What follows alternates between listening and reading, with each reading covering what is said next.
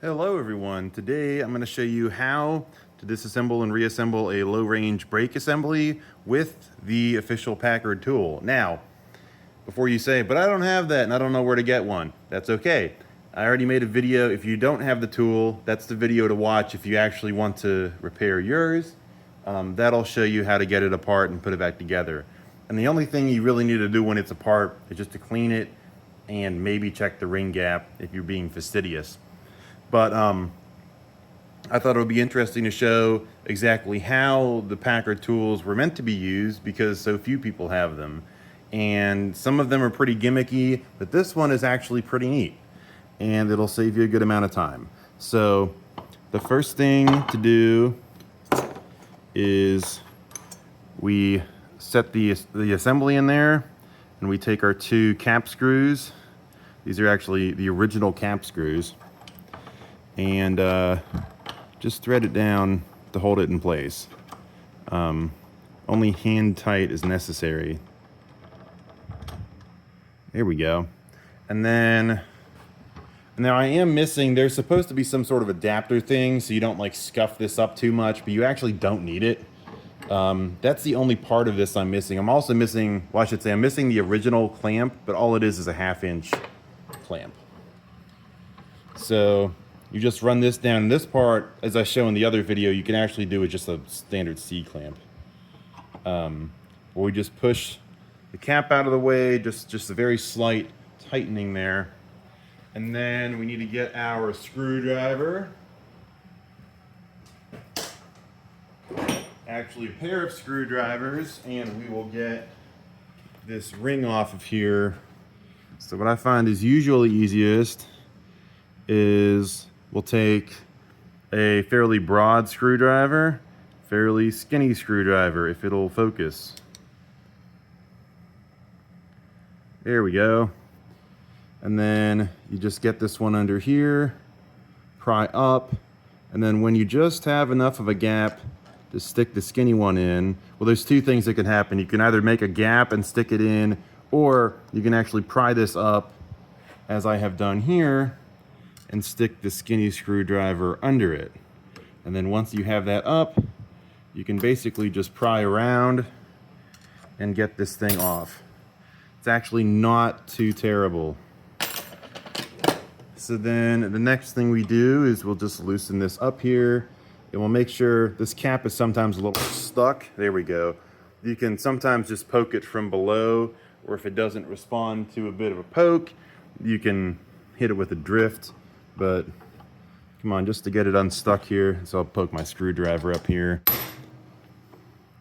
There we go. And then once you have this thing sort of above the level of the rest of the body, you want to keep your hand on it so that it doesn't go flying. That was basically the use of that kind of centering cap that I said that I don't have. So here's our cap.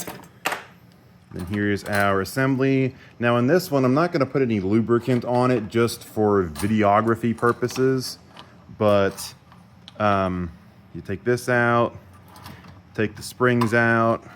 Of course, I can just undo these. That's probably the way to do it. I'm not going to put any lubricant on. In reality, you would want to do that. I've got a ring here. You can, if you're feeling really brave, try and take the ring off and test it, but usually you'll just end up breaking it, so I don't even bother. They would all be fine from the factory, and they basically never wear out. You would probably see like a lot of scuffing in there if these were actually worn to the point of having a problem. For reference, the specification is 2 to 7 thou. But assuming that all looks good, you know, you can take this apart. There's a little clip here. You compress the spring that's built into this, and then you pry that little clip off. Normally that's not necessary because you can just wash this in your parts washer, good enough, wash this, whatever. But once you're satisfied with everything, and then you want to get some transmission fluid and lubricate everything in here, wipe it all around the bore, wipe it on this, put it back together. We'll shove our springs in here. There we go. And then for this one, the first thing we do is put a piston ring compressor on. Stick that on there. And then stick this in. Also, for reference, there's this, you'll notice these bosses on here. Only the 56th style has these. I really don't know why they changed it or how important it is. I don't think it's really important at all, generally speaking, but in case yours doesn't have the bosses, that's because it's a 55th type. So all we do is just set this stuff in here, make sure it's centered up, and then start cranking it down. There's a little bit of a trick here. Sometimes this won't want to go into the bore in the bottom of the housing right away. So we got to keep it centered up here. I think this one is. There we go. So we can see our ring compressor is working perfectly.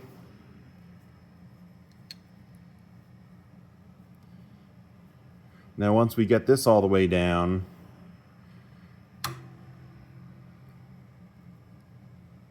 and just start to feel some slight resistance, that was that.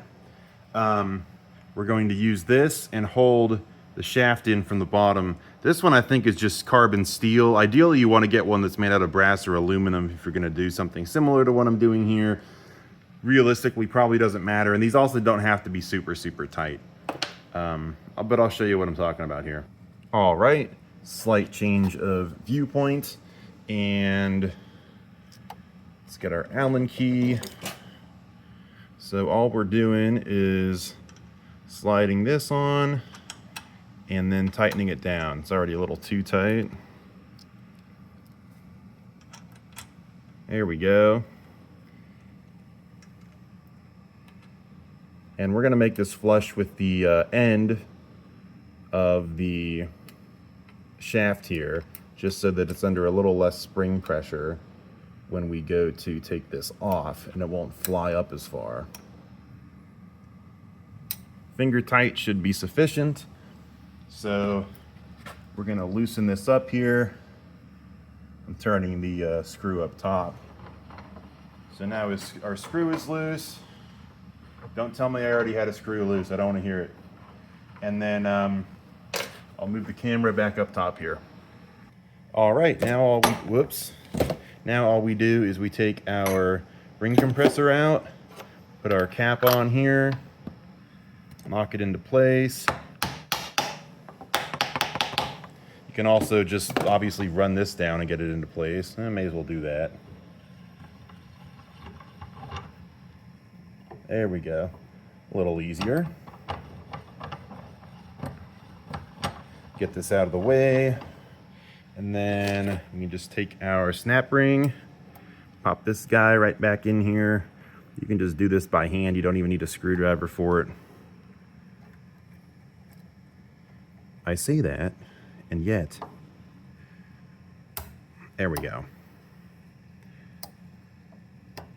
That cap's actually a little below flush. That's why I didn't want to go in right away. Here we go. Snap ring is happy. Now all we have to do is loosen up our clamp below here, and then this thing will pop right up. Did I loosen it? There we go. Clamp flies off. Whoops. Undamaged. And that's all there is to it, to service a low-range brake with the factory tools. Video is only 9 minutes long and explaining everything, so really it's like a 5-minute kind of disassemble and reassemble, plus 5 or 10 minutes to just wash everything off and lubricate it. Pretty quick operation when you have the factory tools available. Unfortunately, not really available anymore, but considering that most people might do this like once in their life to service their own transmission, if ever, obviously, doing without the factory tools is not terrible, but this is the way they intended you to do it. So I hope you enjoyed this video. If you have any questions or comments, please leave them in the comments below.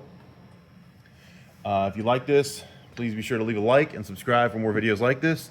I'm planning on doing a series covering most of the official like Ultramatic tools, power steering tools, all this sort of stuff, showing the way to do it with the tool and the way to do it without the tool.